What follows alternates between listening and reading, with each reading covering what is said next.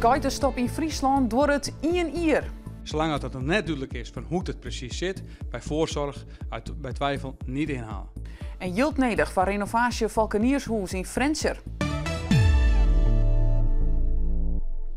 Goeien, dit is Kijk op Friesland. De volledige stop op geitenhouderijen die de provincie in februari aankondigen, door het 1 jaar. Dat had de provincie Jilt bekendmaken. Het verbod hield net van bedrijven die een vergunning onvregen hielden voordat de geitenstop aankondigen wie. Aanleiding voor de geitenstop wie een advies van GGD Friesland. Er bestaat mogelijk een relatie tussen de onwijzigers van geitenhouderijen en zoensklachten van de omwenners ervan. Het RIVM docht een onderzoek naar. Zolang het dat onderzoek erin bloot de stop van krijgt. Wij willen dat ik graag weten, dus vandaar dat we nou geen naar je bedrijf een tast in willen, maar was zo gauw als mogelijk. Het blijkt toch dat het kan, op basis van wat de dokters zeggen, dat we het toch bij vierde kennen, maar de geitensector in Friesland. Maar voor eerst 1 jaar lang een stop erop. Zolang het nog net duidelijk is van hoe het precies zit, bij voorzorg bij twijfel niet inhalen. Op 10 juli nemen provinciale steden een besluit over de geitenstop. Die zou dan op 14 augustus ingaan en het wordt ons augustus 2020. Lang net alle Elze-singels en houtwallen in deze provincie staan er goed bij. En om daar wat om te doen binnen verschillende organisaties, liek als Landschapsbeheer Friesland en de Noordelijke Friese Wouden, dwaande maar een landschapsherstel. Er is al meer dan 2,5 miljoen euro in het landschap investeren. Hier in de Wouden, bij Drachtster Compagnieën, liep het er niet onder hand met de houtsingels. Doch kost het een protte energie om het echt goed te houden. De houtsingel hebben we hier afgezet aan beide kanten. Die hebben we bijgeplant. We hebben het raster dat erin vergroeid was, hebben we eruit gehaald. En nu zie je alweer dat de nieuwe stobben, dus dat die afgezet zijn, nieuwe scheuten begint te maken.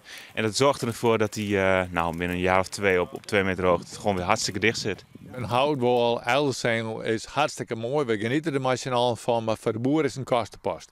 Ik praatte hier direct met de boer en zei ja, ik ben al wel eens een keer jaloers op de boeren in de Flevopolder. Al jaren wordt er zocht naar een vlier die het jarren en strontskieren kan in een lisbokstal. En het lijkt erop dat dit nou lang om let slaget, maar een nieuwe uitvinding van 2 mannen uit Friesland en Drenthe.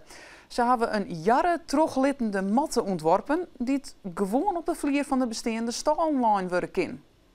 Op dit stuit komen stront en jarren in de meeste lisbokstal nog bij elkaar. Dat zorgt voor rotting en de uitstoot van gevaarlijke gassen, zoals ammoniak, methaan en blauwzoergas. De gevaren daarvan binnen bekend. Boeren zoeken er al jaren naar een methode om jarren en stront te schieren. Beide stoffen binnen op dat los van elkaar is goed voor de boeien. Dit zou ideaal wezen, want je eigenlijk als je droge dong op het land brengt, maar jaren, heeft in bodemleven na 4 jaar weer helemaal op peil. Het concept van de vlier is eenvoudig. Een poreuze rubberen matten van recycled materiaal, maar daaromheen een tekken van een stof die ligt op een springvlak van een trampoline. De jarren zakken er terug en de stront blijft erop lezen. De vlier laat op dit stuit in 2 stallen van biologische boeren in Maasland en in Soeterwoude. Zij zijn er tegen tevreden mee. Het is simpel, het is doeltreffend, het is betaalbaar en het is ook goed te onderhouden. Koeien zijn er blij mee. Geen glijpartijen, hadden we eigenlijk al niet, maar het is toch, je merkt dat ze nog zekerder lopen over de vloer. Het is een natuurlijker aandoende vloer. Ik denk dat dit de mat van de toekomst is, de stal van de toekomst. Er is 250.000 euro nodig voor de renovatie van het Valkeniershoes in Frencher.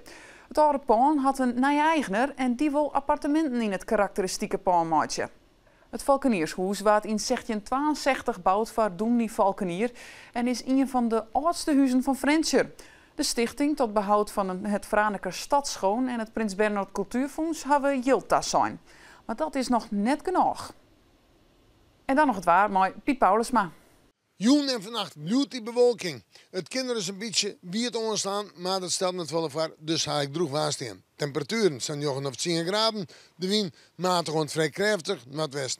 Morgen zinnen bewolking, hoe zijn 16 of 17 graden en een zwakke ontmatige wind en die komt uit het westen bij. En dit weer Kijk op Friesland. Zucht van meer nieuws op onze website omroepfriesland.nl of op de Omroep app. Nog een noffelijke jong.